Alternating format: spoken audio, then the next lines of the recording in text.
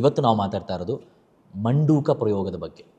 ಮಂಡೂಕ ಪ್ರಯೋಗ ಸರ್, ಮಂಡೂಕ ಅಂತಂದರೆ ಕಪ್ಪೆ, ಇಷ್ಟೇ ನನಗೆ ಗೊತ್ತಿರೋದು. ಇದರಲ್ಲಿ ಪ್ರಯೋಗ ಮಾಡ್ತಾರೆ ಅಂತ ಸತ್ಯವಾಗಲೂ ನನಗೆ ಗೊತ್ತಿಲ್ಲ. ಸೊ ಮಂಡೂಕ ಪ್ರಯೋಗ ಅಂತಂದರೆ ಏನು ಸರ್, ಹೆಂಗಿದು ಶುರುವಾಯಿತು, ಎಲ್ಲಿಂದ ಬಂತು? ಈಗ ಏನಾಗುತ್ತೆ ರಂಜಿತ್ ಅವರೇ, ಕೇರಳ ಅಂದ ತಕ್ಷಣ ಜನಗಳಿಗೆ ದೈವನಾಡು, ದೈವನಾಡಲ್ಲಿ ಎಲ್ಲವೂ ಒಳ್ಳೆಯದೇ ನಡೆಯುತ್ತದೆ ಅಂತೇಳಿ ತಿಳ್ಕೊಂಡಿರ್ತಾರೆ. ಬಟ್ ಅಲ್ಲಿ ತಂತ್ರವಿದ್ಯೆ, ತಂತ್ರಶಕ್ತಿ, ತಂತ್ರ ಪದ್ಧತಿಗಳೇ ಬೇರೆ ರೀತಿ ಇರುತ್ತೆ. ಅಲ್ಲಿ ಬಹಳಷ್ಟು ಆಚರಣೆಯಲ್ಲಿರ್ತಕ್ಕಂಥದ್ದು ಈ ಭೂತ ವೈದ್ಯ ಪದ್ಧತಿ ಅಂತ ಹೇಳ್ತೀವಿ.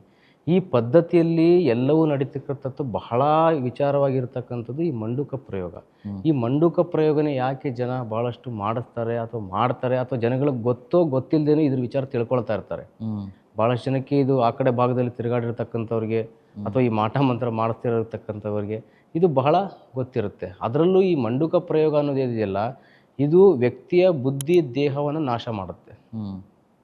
ಈ ಬುದ್ಧಿ ದೇಹವನ್ನು ನಾಶ ಮಾಡಿರ್ತಕ್ಕಂಥ ವ್ಯಕ್ತಿ ಯಾವ ರೀತಿ ಎಲ್ಲ ನರಳುತ್ತಾನೆ ಅಂತಂದರೆ ಅದು ಹೇಳಲಿಕ್ಕೆ ಅಸಾಧ್ಯವಾದಂಥ ಮಾತುಗಳು.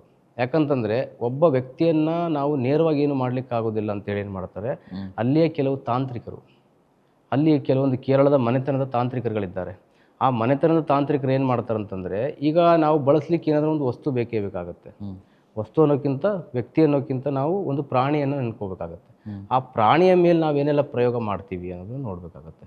ಈಗ ನಾವು ಮಂಡೂಕನೇ ಯಾಕೆ ಅಂದರೆ, ಕಪ್ಪೆನೇ ಯಾಕೆ ಇದನ್ನು ಬಳಸ್ಕೊಳ್ತೀವಿ ಅಂತಂದರೆ, ಈಗ ನೋಡಿ ಕಪ್ಪೆ ನಿಮಗೆ ಭೂಮಿ ಒಳಗಡೆನೂ ವಾಸ ಮಾಡುತ್ತೆ, ಭೂಮಿ ಹೊರಗಡೆನೂ ವಾಸ ಮಾಡುತ್ತೆ. 6 ತಿಂಗಳು ಭೂಮಿ ಒಳಗಡೆ ಇರುತ್ತೆ, 6 ತಿಂಗಳು ಭೂಮಿ ಮೇಲ್ಗಡೆ ಇರುತ್ತೆ. ಹಾಗಾಗಿ ಈ ತಂತ್ರವನ್ನು ಮಾಡ್ಬೇಕಾದ್ರೆ ಏನು ಮಾಡ್ತಾರೆ ಅಂತಂದರೆ, ಆ ಕಪ್ಪೆಯನ್ನು ಬಂಧನ ಮಾಡ್ತೀವಿ, ಮಂಡಲದಲ್ಲಿಟ್ಟು ಕೆಲವೊಂದು ತಂತ್ರ ಪದ್ಧತಿಯಲ್ಲಿ ಅದರ ಮೇಲೆ ಆ ವ್ಯಕ್ತಿಯನ್ನು ಆಹ್ವಾನ ಮಾಡಬೇಕಾಗತ್ತೆ. ಆ ವ್ಯಕ್ತಿಯನ್ನು ಆಹ್ವಾನ ಮಾಡಿದ ಮೇಲೆ ಅದಕ್ಕೆ ಕೆಲವೊಂದು ಬೇರುಗಳಿಂದ, ಕೆಲವೊಂದು ರಕ್ತಗಳಿಂದ, ಕೆಲವೊಂದು ಆ ವ್ಯಕ್ತಿಯ ವಸ್ತುಗಳಿಂದ ಅದರ ಮೇಲೆ ಪ್ರಯೋಗಗಳು ಮಾಡ್ತಾ ಹೋಗ್ತೀವಿ. ಅದ್ರ ಮೇಲೆ ಪ್ರಯೋಗ ಮಾಡ್ತಾ ಹೋದಾಗ ಏನಾಗುತ್ತಂದರೆ, ಅದು ಯಾವ ರೀತಿ ವಿಕೃತ ರೂಪ ತಗೊಳ್ತಾ ಹೋಗುತ್ತೆ. ಸಾಯಬೇಕಾದ್ರೆ ಮನುಷ್ಯ ಹೇಗೆ ಸಾಯ್ತಾನೆ, ನ್ಯಾಚುರಲ್ ಡೆತ್ ಬೇರೆ. ನ್ಯಾಚುರಲ್ ಹಾರ್ಟ್ ಅಟ್ಯಾಕ್ ಆಗ್ತಾ ಇದೆ ಈಗಿನ ಕಾಲದಲ್ಲಿ, ನೀವು ನೋಡ್ತಾನೆ ಇದ್ದೀರ. ಆ ಥರ ಸತ್ತರದ್ದು ನ್ಯಾಚುರಲ್ ಸತ್ತ ಅಂತ ಹೇಳ್ತಾರೆ. ಬಟ್ ಇಲ್ಲಿ ಏನಾಗುತ್ತಂತಂದರೆ, ಅವನು ದಿನ ಒಂದೊಂದು ರೀತಿಯ ರೂಪಗಳನ್ನು ತೊಗೊಳ್ತಾ ಹೋಗ್ತಾನೆ. ಯಾಕೆ ತೊಗೊಳ್ತಾ ಹೋಗ್ತಾನೆ ಅಂತಂದರೆ, ಆ ಕಪ್ಪೆ ಸಾಯುವಾಗ ಯಾವ್ಯಾವ ರೂಪಗಳು ತೊಗೊಳ್ತಾ ಹೋಗುತ್ತಲ್ಲ, ಈಗ ಅದನ್ನು ತಂತ್ರ ಪದ್ಧತಿಯಲ್ಲಿ ಸಿದ್ಧಿ ಮಾಡಿರ್ತಕ್ಕಂಥವ್ನು ಅದರ ಮೇಲೆ ಕೆಲವೊಂದು ವಾಮಾಚಾರಗಳನ್ನು ಮಾಡಿ ಅದನ್ನು ಭೂಮಿ ಒಳಗಡೆ ಬಿಡ್ತಾನೆ. ಭೂಮಿ ಒಳಗಡೆ ಬಿಟ್ಟಂಥ ಕ್ಷಣದಲ್ಲಿ ಏನಾಗುತ್ತೆ, ಅದು ಎಷ್ಟು ಕಾಲ ಬದುಕುತ್ತೆ, ಅಷ್ಟು ಕಾಲ ಯಾವ ರೀತಿ ನರಳುತ್ತೆ, ಅದು ಈ ವ್ಯಕ್ತಿಯ ಮೇಲೆ ಪರಿಣಾಮ ಆಗ್ತಾ ಹೋಗುತ್ತೆ. ಸಪೋಸ್ ನಿಮ್ಗೆ ಹೇಳಬೇಕಾದ್ರೆ, ಈಗ ಆ ವ್ಯಕ್ತಿಯ ಮೇಲೆ ಪ್ರಯೋಗ ಮಾಡಿದಾಗ ಮುಖ್ಯವಾಗಿ ನಾಲಿಗೆ ಬಂದ್ ಆಗ್ತಾ ಹೋಗುತ್ತೆ. ಅವನಿಗೆಲ್ಲವೂ ತಿಳಿಯುತ್ತೆ, ಹೇಳಲಿಕ್ಕಾಗಲ್ಲ.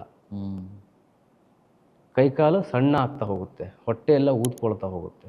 ಅಂದರೆ ಆ ಪ್ರಾಣಿ ಯಾವ ರೀತಿ ಆಕಾರವಾಗಿ ಬದಲಾವಣೆ ಆಗ್ತಾ ಹೋಗುತ್ತೆ.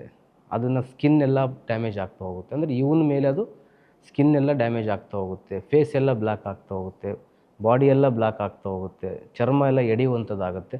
ದಿನಕ್ಕೊಂದು ವಿಕೃತ ರೂಪ ತಗೊಳ್ತಾ ಹೋಗ್ತಾನೆ. ಕನಿಷ್ಠ ಪಕ್ಷ ಅವನು 6 ತಿಂಗಳ ಬದುಕಿದ್ದೇ ಹೆಚ್ಚು. ಅರ್ಥ ಆಯ್ತಲ್ಲ. ಇದರಲ್ಲಿ ಅವನು ಏನಾದರೂ ಸಾಧಕನಾಗಿದ್ದರೆ ಅಥವಾ ದೇವರು ಪೂಜೆಗಳನ್ನು ಮಾಡ್ತಾ ಇದ್ದರೆ ಅವನಿಗೂ ಆ ಎಫೆಕ್ಟ್ ಹೊಡೆಯುತ್ತೆ. ಹೊಡೆಯಲ್ಲ ಅಂತ ಹೇಳಲಿಕ್ಕಾಗಲ್ಲ ನಾವು. ಯಾಕಂತಂದರೆ ಈಗ ಆ ತಂತ್ರ ಪದ್ಧತಿ ಆ ರೀತಿ ಇರುತ್ತೆ. ಈಗಿನ ಕಾಲದಲ್ಲಿ ನೋಡಿ, ಯಾರಲ್ಲೂ ಕೂಡ ನೀವು ನೋಡಿದ್ರು ಕೂಡ, ನಾನು ದೇವಸ್ಥಾನಕ್ಕೆ ಹೋಗ್ತೀನಿ, ನಾನು ಸಣ್ಣ ಪುಟ್ಟ ಪೂಜೆಗಳು ಮಾಡಿಸ್ತಾ ಇದ್ದೀನಿ, ಸಾತ್ವಿಕ ಪೂಜೆಗಳನ್ನು ಮಾಡಿಸ್ತಾ ಇದ್ದೀನಿ, ಹೋಮಗಳನ್ನು ಮಾಡಿಸ್ತಾ ಇದ್ದೀನಿ, ಮನೆಯಲ್ಲಿ ಸತ್ಯನಾರಾಯಣ ಪೂಜೆಗಳು, ಇಂಥ ಪೂಜೆಗಳಿಂದ ಇಂಥ ಎಫೆಕ್ಟನ್ನು ನೀವು ತಡೀಲಿಕ್ಕಾಗಲ್ಲ. ಹೌದಾ? ಖಂಡಿತವಾಗ್ಲೂ ಸಾಧ್ಯ ಇಲ್ಲ. ಯಾಕಂತಂದರೆ ಈ ಉಗ್ರ ದೇವತೆಗಳ ಉಪಾಸನೆ ಇದು. ನಿಮ್ಮಲ್ಲಿ ಯಾವುದಾದ್ರೂ ಒಂದು ಸಾಧನ ಮಾರ್ಗ ಇರಬೇಕು, ನಿಮ್ಮಲ್ಲಿ ಏನಾದರೂ ಒಂದು ಸಿದ್ಧಿ ಮಾಡ್ಕೊಂಡಿರಬೇಕು, ನಿಮ್ಮಲ್ಲಿ ಯಾವುದಾದ್ರು ಒಂದು ತಂತ್ರ ಶಕ್ತಿ ಇದ್ದಾಗ ಮಾತ್ರ ಕೆಲವೊಂದನ್ನು ನೀವು ತಡೀಲಿಕ್ಕೆ ಸಾಧ್ಯ ಆಗುತ್ತೆ. ಈಗ ದೊಡ್ಡ ದೊಡ್ಡ ಜನಗಳಲ್ಲಿ, ದೊಡ್ಡ ದೊಡ್ಡ ವಿಚಾರಗಳಲ್ಲಿ ಯಾಕೆ ಇದೆಲ್ಲ ನಡೆಯುತ್ತೆ ಅಥವಾ ನಡೆಯಲ್ಲ ಅಂತ ಕೇಳ್ಬೋದು ನೀವು. ಯಾಕೆ ನಡೆಯಲ್ಲ ಅಂತಂದರೆ, ಈಗಿನ ಕಾಲದಲ್ಲಿ ನೀವೆಲ್ಲ ಹೇಳ್ತೀರ ಈ VIP ಗಳು, VVIP ಜನಗಳು ಅಂತೇಳಿ, ಅವ್ರಿಗೆ ಯಾಕೆ ಇದೆಲ್ಲ ಆಗಲ್ಲ ಎಫೆಕ್ಟ್ ಅಂತ ಕೇಳ್ತೀರ. ಯಾಕಂದರೆ ಅವರು ದಿನನಿತ್ಯ ಅವ್ರಿಗೆ ಅಂಥೇಳಿ ಕೆಲಸ ಮಾಡುವಂಥ ಕೆಲವೊಬ್ಬರು ತಾಂತ್ರಿಕರಿದ್ದಾರೆ. ಅವ್ರಿಗೆ ಅಂತ ಕೆಲವೊಂದು ಪೂಜೆ ಪುನಸ್ಕಾರಗಳಿದೆ. ಅವ್ರು ದುಡಿದಂಥ ಭಾಗದಲ್ಲಿ ಇಷ್ಟು ಪೂಜೆಗಳಿಗೆ ಅಂತೇಳಿ ಎತ್ತಿಡ್ತಾರೆ. ಯಾಕಂದರೆ ಅವ್ರಿಗೆ ಭಯ ಇರುತ್ತೆ, ನಾನು ಸಾಮಾಜಿಕವಾಗಿ ಓಡಾಡ್ತಾ ಇದ್ದೀನಿ, ನಾನು ಸಮಾಜ ಕ್ಷೇತ್ರದಲ್ಲಿದ್ದೀನಿ, ನಾನು ರಾಜಕೀಯ ಕ್ಷೇತ್ರದಲ್ಲಿದ್ದೀನಿ, ನಾನು ಯಾವುದೋ ಒಂದು ಇಂಡಸ್ಟ್ರಿಯಲ್ಲಿದ್ದೀನಿ, ನನ್ನನ್ನು ನೋಡುವಂಥ ಜನಗಳಿರ್ತಾರೆ, ನನ್ನ ಬಗ್ಗೆ ಯಾರಾದರೂ ಮಾಡುವಂಥವ್ರು ಇರ್ತಾರೆ, ನನ್ನನ್ನು ಏನಾದರೂ ತೊಂದರೆಗೀಡು ಮಾಡುವಂಥವ್ರು ಇರ್ತಾರೆ ಅಂತೇಳಿ ಅವರ ಪ್ರೊಟೆಕ್ಟಿಗೆಗೋಸ್ಕರನೇ ಕೆಲವೊಂದು ತಾಂತ್ರಿಕರನ್ನು, ಕೆಲವೊಂದು ಮನೆತನದವರನ್ನು, ಕೆಲವೊಂದು ಪೂಜೆ ಪುನಸ್ಕಾರಗಳ ಮುಖಾಂತರ ಅವರು ಅದನ್ನು ಪಡ್ಕೊಳ್ತಾ ಇರ್ತಾರೆ. ಈ ಸಣ್ಣ ಪುಟ್ಟ ಜನಗಳಲ್ಲಿ ಇದು ಗೊತ್ತಾಗಲ್ಲ. ಹ್ಮ್. ಈ ಸಣ್ಣ ಪುಟ್ಟ ಜನಗಳಲ್ಲಿ ಇದು ಗೊತ್ತಾಗದೇ ಇರೋ ಕಾರಣಕ್ಕೋಸ್ಕರನೇ ಅವರು ಈ ನೋವುಗಳನ್ನ ಅನುಭವಿಸ್ಬೇಕಾಗತ್ತೆ. ಹ್ಮ್. ಅರ್ಥ ಆಯ್ತಲ್ಲ? ಈಗ ಅವರು ದಿನ ಆಸ್ಪತ್ರೆಗೆ ಓಡಾಡಬೇಕು, ಬಟ್ ಏನೂ ಇಲ್ಲ ಅಂತಲೇ ಗೊತ್ತಾಗುತ್ತೆ. ದಿನ ಮೈಯಲ್ಲಿ ಬದಲಾವಣೆ ಆಗ್ತಾ ಇರುತ್ತೆ, ಏನೂ ಮಾಡಲಿಕ್ಕಾಗಲ್ಲ. ಆಗ್ತಾ ಇದೆ ಅಂತ ಗೊತ್ತಾಗ್ತಾ ಇರುತ್ತೆ, ಬಟ್ ಅದನ್ನು ಪರಿಹಾರ ಮಾಡ್ಕೊಳ್ಳೋಕೆ ಗೊತ್ತಾಗಲ್ಲ. ಎಲ್ಲ ದೇವಸ್ಥಾನಕ್ಕೆ ಹೋಗ್ತಾ ಇರ್ತಾರೆ, ಆಸ್ಪತ್ರೆಗಳ ತಿರುಗ್ತಾ ಇರ್ತಾರೆ, ಆದರೂ ಕೂಡ ಇದನ್ನು ಬದಲಾವಣೆ ಮಾಡ್ಕೊಳ್ಳೋಕೆ ಅವ್ರ ಕೈಯಲ್ಲಿ ಆಗೋದೇ ಇಲ್ಲ.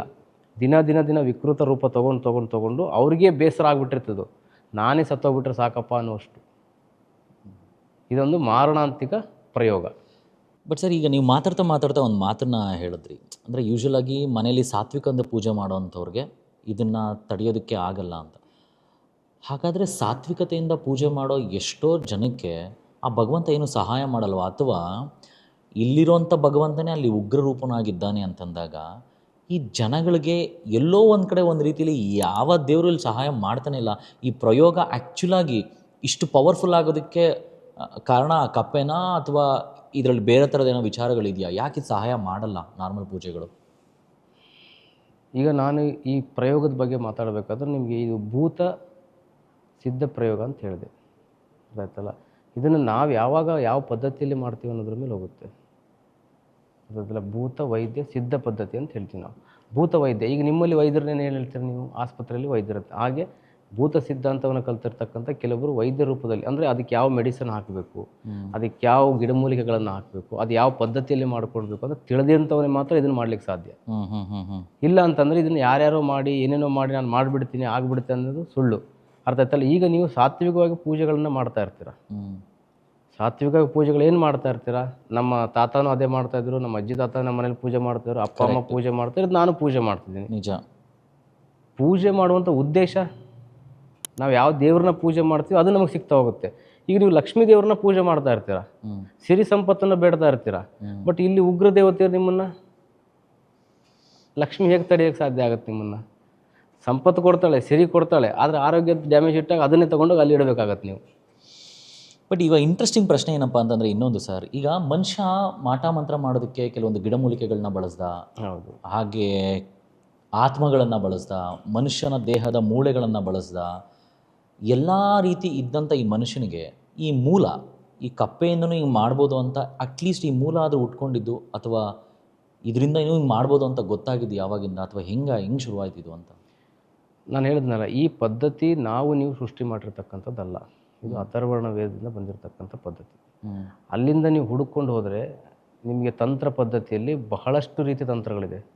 ಸುಮಾರು ಕಾಳಿ ಹಾಗೂ ಭೈರವ ತಂತ್ರ ಸಾರಗಳನ್ನು ನೀವು ನೋಡೋದೇ ಆದರೆ 624 ರೀತಿಯಲ್ಲಿ ತಂತ್ರಗಳಿದೆ.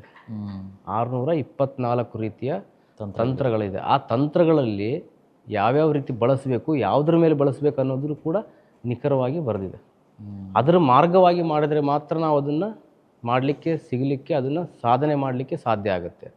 ಅರ್ಥ ಆಯ್ತಾರೆ? ಈಗ ಕಪ್ಪೆನೇ ಯಾಕೆ ಬಳಸ್ಕೊಳ್ತೀವಿ ಅಂತ ನಾನು ನಿಮ್ಗೆ ಹೇಳಿದ್ನಲ್ಲ, 6 ತಿಂಗಳು ಭೂಮಿ ಮೇಲೆ ಬದುಕುತ್ತೆ, 6 ತಿಂಗಳು ನೆಲದ ಮೇಲೆ ಬದುಕುತ್ತೆ. ಹಾಗಾಗಿ ನೀವು ಎಷ್ಟು ಚೆನ್ನಾಗಿರ್ತಿರಲ್ಲ, ಅದು ಯಾವಾಗ ನೆಲದೊಳಗಡೆ ಹೋಗುತ್ತಲ್ಲ ಆವಾಗಿಂದ ನಿಮ್ಮ ಪೀರಿಯಡ್ ಸ್ಟಾರ್ಟ್ ಆಗ್ತಾ ಹೋಗುತ್ತೆ. ನಿಜ, ಕೇಳಕ್ಕೆ ಗುಪ್ತ ಪದ್ಧತಿ ಇದೆಲ್ಲ, ಗುಪ್ತವಾಗಿ ಮಾಡ್ತಕ್ಕಂಥದ್ದು. ಯಾವುದು ಪ್ರಚಾರ ಕೇಳಿಕೊಂಡು ಅಥವಾ ನಾನು ಮಾಡಿದ್ದೀನಿ ಅಂತ ಎಲ್ಲೂ ಹೇಳ್ಕೊಳ್ಳಲ್ಲ, ಯಾರು ಕೂಡ ನಾನು ಮಾಡಿಸಿದ್ದೀನಿ ಅಂತ ಎಲ್ಲೂ ಹೇಳ್ಕೊಳ್ಳಲ್ಲ. ಇದು ಹೇಳ್ಕೊಳ್ಳುವಂಥ ವಿಚಾರನೂ ಕೂಡ ಅಲ್ಲ. ಅರ್ಥ ಆಯ್ತಲ್ಲ? ಇಲ್ಲಿ ಈ ಪದ್ಧತಿ ಮಾಡೋದ್ರಿಂದನೇ ಅದು ಗುಪ್ತ ಕಾಯಿಲೆಗೆ ಪರಿಣಾಮಗಳಾಗುತ್ತೆ, ಗುಪ್ತವಾಗಿ ವ್ಯಕ್ತಿ ಸಾಯಲಿಕ್ಕೆ ಕಾರಣಗಳಾಗುತ್ತೆ. ಗುಪ್ತವಾಗಿ ಎಷ್ಟು ಈ ಕ್ರಿಯೆಗಳು ನಡೀತಾ ಹೋಗುತ್ತಲ್ಲ ಅಷ್ಟು ವ್ಯಕ್ತಿಗೆ ಡ್ಯಾಮೇಜ್ ಆಗ್ತಾ ಹೋಗುತ್ತೆ. ಬಾಯಿಂದ ಬಾಯಿಗೆ ಹೋದಷ್ಟು, ಪ್ರಚಾರ ಆದಷ್ಟು ಇಲ್ಲಿ ಯಾವುದೇ ಕೆಲಸಗಳು ನಡೆಯಲ್ಲ.